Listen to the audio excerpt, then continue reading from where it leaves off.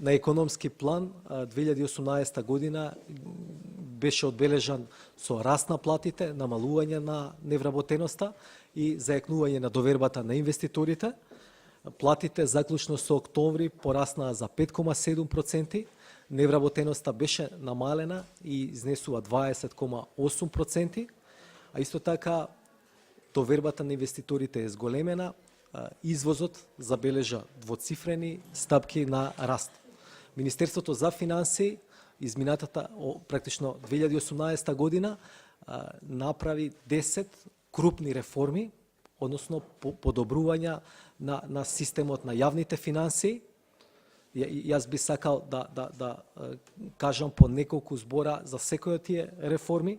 Прво, даночна реформа, која обезбеди фер даночен систем, потоа пензиска реформа, која го стабилизира фондот за ПИОМ и обезбеди сигурни пензии не само за сегашните пензионери, туку и за идните пензионери, луѓето кои што денес работат. Потоа јавниот долг е ставен под контрола